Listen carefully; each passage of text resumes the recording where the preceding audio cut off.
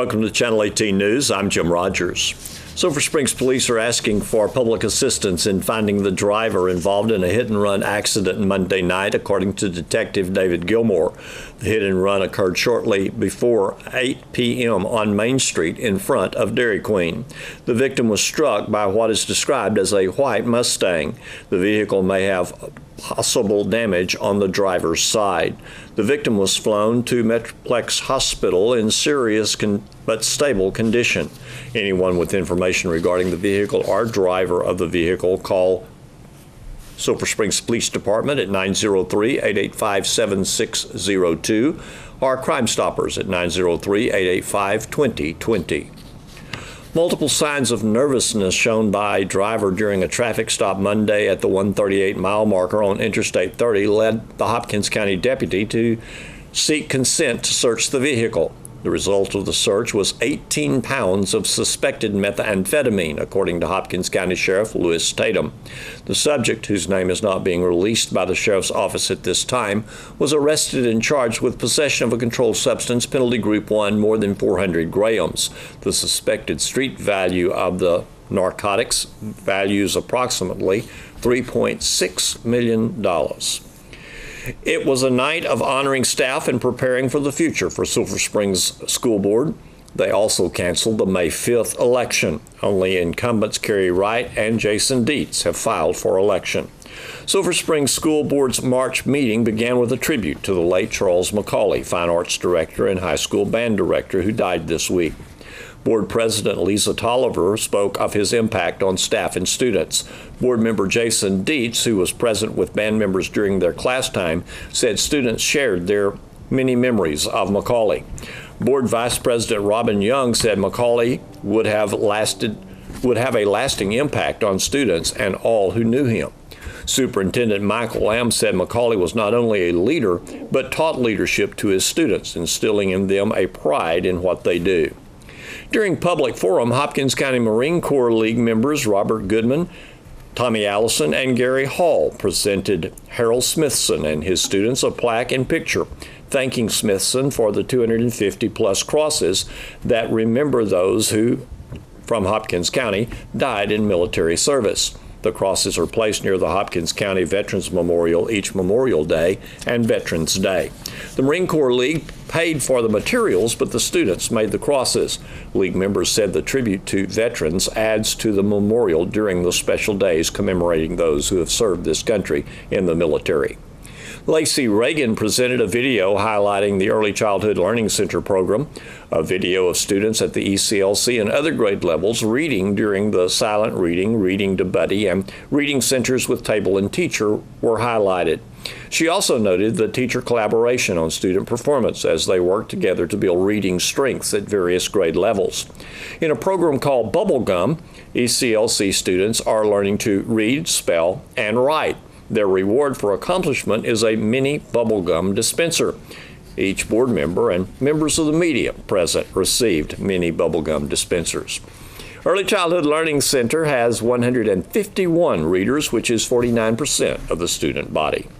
Kristen Monk and Josh Williams updated the board regarding elementary and secondary campus programs. Monk said that Douglas Intermediate has Tower 1 garden up and going. The Tower Garden has seedlings purchased from Northeast Texas Farmers Co-op. And a second Tower Garden will be filled with seedlings that students will plant at the school. Silver Springs Elementary fourth grade students visited the Dallas Museum of Art, and the elementary school Paws 4-H farm has twin goats born this week. 16 elementary students in third and fourth grade participated in the Junior Market Livestock Show, exhibiting chickens, steers, pigs, goats, and lambs. The elementary school PTO is presenting the Harlem Wizards to Silver Springs Monday, March 19th. The Wizards will play Silver Springs school administrators and teachers. Bowie Primary is building a raised garden bed. Lamar and Travis Primary enjoyed family night activities and are improving math checkpoints. Williams noted the academic FFA and athletic successes at the high school and that 3 of the 5 DI teams at the middle school will compete in state competition in April. 2 robotic teams from the middle school will also compete in April at the state level. The board approved the Head Start director to apply for a continuation and refund of the Head Start program, a letter of engagement with Rutherford Taylor and Company for audit of the fiscal year 2018, application to TEA low attendance day waivers for the district and for Lamar and Travis primary schools that were affected by illness, and the 2018-2019 school calendar were approved. Grade periods will be moved from 9 weeks to 9 weeks from 6 weeks in the 2018-2019 school year that will begin August 21st, 2018 and end May 23rd, 2019. Graduation in 2019 will be May 24th, and spring break will be later in 2019. It will be March 18th through 22nd. Let's meet Claude Walter. He's actually a veteran of the early morning radio and Channel 18 TV studios from his days at KSST's hunting and fishing shows. And later a businessman in Sulphur Springs. Well, now he's about to return to his home state of New York, back to an area famous with hunting and fishing enthusiasts. Let's get reacquainted with the old sunriser, Claude Walter. I had the morning show for quite a long time, the early morning show. Early. And I guess at that time I was the only one that could get out of bed in the morning before the rooster crowed. Well, your early life and was spent on a dairy farm, so you knew about getting up early. Yeah, getting up never bothered me except when I had to milk the cows. Yeah. And it was a strange phenomena that later on in life that I would be having to get up early in the mornings to be on a route somewhere. Yeah. So that's how that all got started. You know, all to blame by the dairy farm. Well, and your dad, who set the example for you about getting up early and getting busy with your day, and it's lasted you all these years. It does good things for people to have that kind of training. Well, it does, and you don't realize what it is doing for you until you see somebody that's not doing it. Correct. And then you know where you are. And I've thanked my lucky stars many times for the fact that I was raised on a dairy farm. And you came to Hopkins County, but not anything to do with dairying. Nothing to do with dairy. And when you came to KSST, it was not anything to do with why you really came here, but somehow we got you. Well, Peavine and I got together, and it was another strange phenomena, but Peavine was about ready to retire at the time I came to the radio station. And in fact, he had retired partially. And he decided that once he had me on board, then he'd go ahead and retire fully. And he did. And it was a strange thing with Peavine and I. We thought a tremendous amount alike. We were in step whether we were talking or whether we weren't. We just knew what the other guy was thinking. And I remember one time that we were involved in a negotiation for TV time or radio time, and I told the customer one thing, and Peavine came in about half an hour later. I ran it by him, and he says, "Well, I told him that yesterday." So we did think a lot alike. See, you both had an interest in hunting and fishing. Yeah. And you knew how to do sales and meeting with people and, direct sales with people. So that put you in a good place in the sales department when Peavine retired from sales. But that didn't mean he stayed away from this microphone here.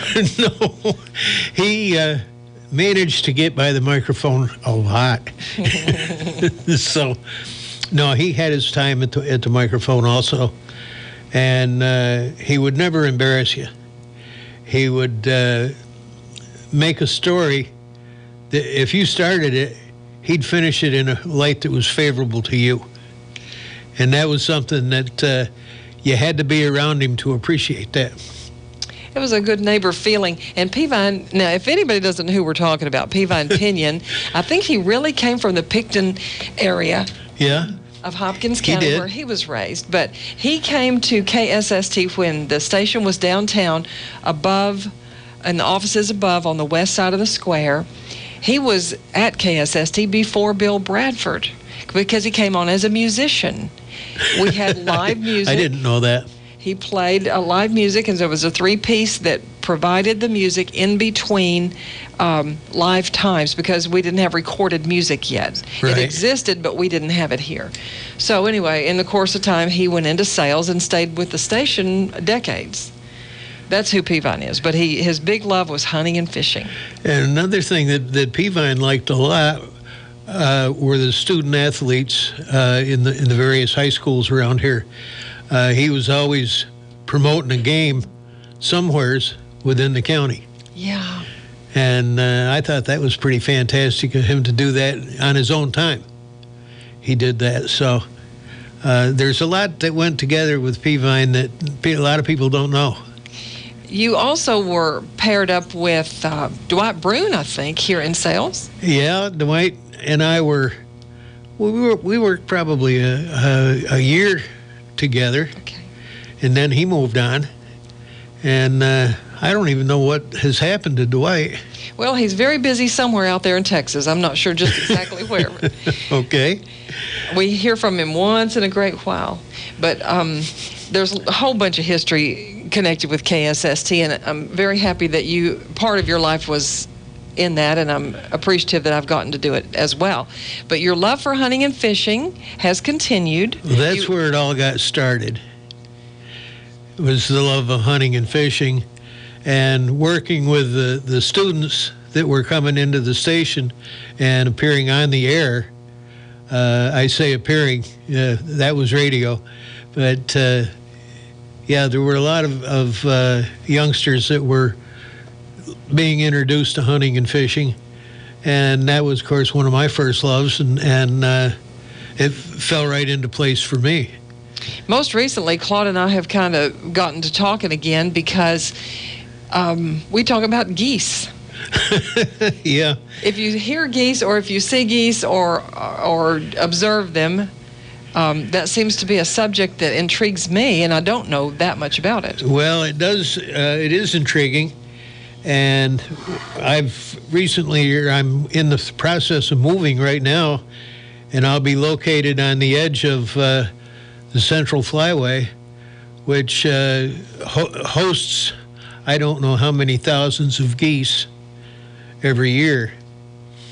And this is upstate New York? This is upstate New York. It's north of Cayuga Lake, Cayuga being one of the Finger Lakes.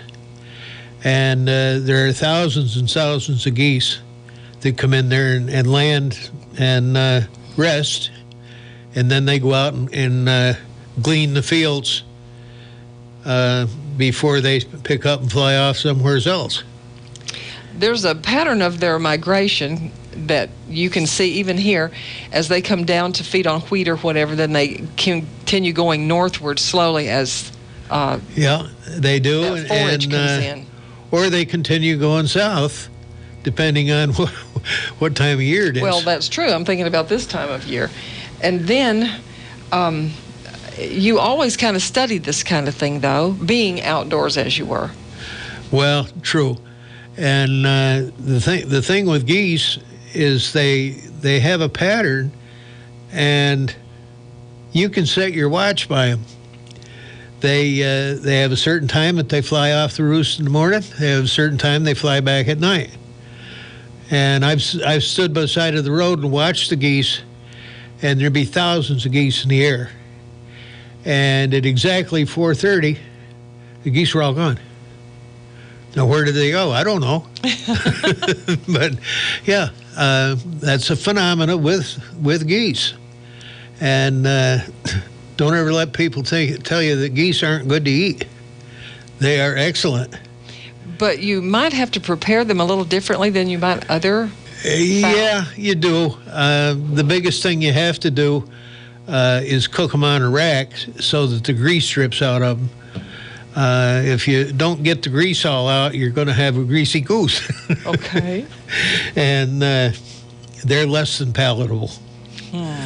But otherwise, they're a great table fare. And you are moving back to New York, where you originally came from. Yeah. At least And the upstate part. I'm moving within 10 miles of where I used to live. Really? And I'm up high on a hill where I can overlook the Montezuma Swamp, which is several thousand acres, and is host to Lord knows how many thousands of geese they host every year. At the Conservation Department in New York State, and I'm sure it's in other states too, but they have entered into a lot of programs to improve the goose habitat. And from anything that I can see, they've really done a good job with it. And this is Parks and Wildlife in another state, in New York. Well, which you were well acquainted with when you were on the air with us in Hunting and Fishing Show. Often you and Peavine would have guests from Texas Parks and Wildlife. From some of the Parks and Wildlife people. Mm-hmm. Sure. And whenever I go to a new state, I usually go to the Parks and Wildlife Department first and find out what they've got going on, and that gives me a heads up on what I can look forward to having on hunting and fishing shows. Well, and that's not all, because you have written articles. In fact, you told me you belong to the Texas Outdoor Writers Association, which is an association that anybody can join that likes to write. And it's not hard to, I don't know what you call it, get space in those magazines. If you've got good articles, they'll print you. Maybe we will be hearing from you again in the way of articles. You'll have plenty to be writing about there.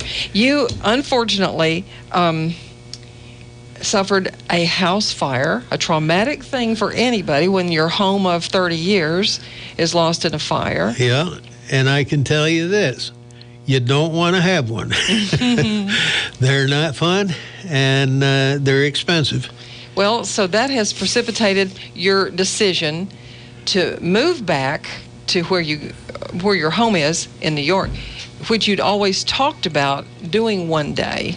Well, I had talked about it, not seriously, but yeah, it's worked out that way.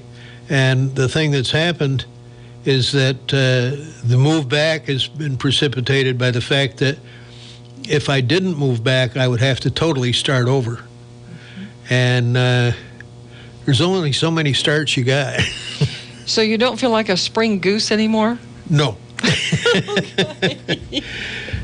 Goose, chicken, or anything else. We will miss you here in the area. You were a businessman. You had your alternator and starter shop for many years. People will remember you from that, right on Gilmer Street. I was there for 20 years. Wow. And that came out of almost nowheres. I had a background in automotive, and I was looking for a place to put a shop. And lo and behold, here's one right empty on Gilmer Street. I moved in there and was there 20 years. That was another start that you made. So you're going to be leaving Sulphur Springs in Hopkins County. So friends of Claude Walters, catch him if you can before you take off, which will be during the month of March. Well, if they don't catch me here, they can always get to me through you. Okay, sure. And we'll have a forwarding address. Because I have thoroughly enjoyed my time at KSST as well as my time in Sulphur Springs. I've just had a thoroughly enjoyable time throughout the 20 or 30 years that I've been here, and I don't know where the time went. One thing that always impressed me was I really never knew very many people from out of state, especially not New York. But I found out we're all just about the same. We're all just about the same. The language may be a little different. Some of the drawls are longer than others. But basically, people, no matter where they live, want some basic things. They want a good house for their family to live in. the husband generally looks for a decent income to support his family. And the school system plays into that because people are also looking for a place for their kids to get a good foundation education. And those have been the things that have been important to me, through all my lifetime. Too bad that we're almost out of time, Claude, because there's so many more things. You were part of so many organizations, the Help a Child benefit, certainly tournaments on Lake Fork, and advertising for the marinas down there in those days. Rodeo, UPRA Rodeo, you brought results to us there. You experienced the opening of Cooper Lake State Park and all of these things. We'll have to make it another interview. We can do that. And if you'll just... Am I out of time? You're out of time. Please tell your friends goodbye for now, at least. Okay. Goodbye. Here's Don Julian with sports. First, we have these news stories. The Wildcats UIL math and science teams competed Saturday. We get results from Wildcats UIL academic coordinator Gerald Grafton. We went to North Lamar this last weekend, and it's an event we always like to go to. Tommy Eads, who it's named after, was a colleague of mine for years and years and years and taught me a lot of the ropes of math and science. It's named after him, so we always go there. And there was some good competition there. Queen City was there. Garland High School, a 6A school, which is very strong in mathematics, was there, and Mount Pleasant was there, and they are very strong in mathematics as well. So we had some good competition. My kids did pretty well. We had several get places in their grade levels. At a math and science meet, we do it by grade level only, and we don't have overall winners. We just have grade level winners. So number sense was 4th place in the 12th grade division was Jillian Thomas. Braden Fisher was 5th place in 11th grade. Andrew Westland was 5th place in 10th grade division. And calculator, Carissa Carter was 3rd place in her grade, 11th grade. Isaac Gutierrez was 4th place in 10th grade. In mathematics, Peyton Ball was 4th place in 11th grade. Andrew Westland was 6th place in 10th grade. And Nathan Little was 3rd place in 9th grade. And then in science, Peyton Ball was 4th place in 12th, she was in 11th grade. 4th place in 11th grade, and Matthew Harper was 2nd place in 9th grade. And I was real proud of the guys. They did good. It was a good preparation here as district is coming up, and so we're just continuing to get ready for that in 2 weeks. I guess the next big thing, one-act play will happen on Thursday. One-act play is Thursday. We're excited about that. They did a great performance this past Sunday, and so be thinking about them this week. And then they do that, like I said, on Thursday. And then the next one after that is district meet, and that'll be the 23rd and the 24th. Several Business Professionals of America, or BPA students from Sulphur Springs High School, attended the state BPA meet this past week. We learned more from Heath Robinson, a business technology teacher at Sulphur Springs High School, who has classes on audiovisual production and computer animation. Well, it was great. The kids competed well. We got to go to Corpus Christi. We had several competitors. We had Christian Yanez, Nicholas Humphrey, Dakota Solis. They were in our computer animation team. Dakota also participated in PC servicing and troubleshooting. We had Giselle Gonzalez in payroll accounting and Natalie Cruz in human resource management. We also had Chase Crouch. He ran for state office. And the kids just did super well, and they had lots of fun. Great learning experience. Do they place, or do they have... We didn't have anyone who placed and is moving on to nationals. Natalie did receive 5th place in her competition, which makes her essentially second runner-up. Okay. What's next now for BPA this year? Next, we're going to try and do our service project to give back to the community in some way. And we've got some ideas floating around of how we're going to do that. And then after that, we're just going to start preparing for next year. This is, I guess, increasing in popularity, BPA. It's, kind of not traditional, what we would think of traditional high school courses, and it allows kids to get in some areas like animation that, may have not been there 10 years ago. Right, absolutely. And that's the cool thing about it, is because kids realize, oh, well, we can make cartoons for a class, and so it's really exciting. In sports, the Miller Grove and Saltillo boys basketball teams were well represented on the 23A All-District basketball team. Sulphur Bluff also earned some selections. The district's MVP was Miller Grove senior Angelo Alcox. Offensive Player of the Year was Saltillo senior Walker McGill. Defensive Player of the Year was Miller Grove senior Albert Serrano. Newcomer of the Year was Saltillo freshman Chris Bokhorst. District Coach of the Year was Miller Grove's Gary Billingsley.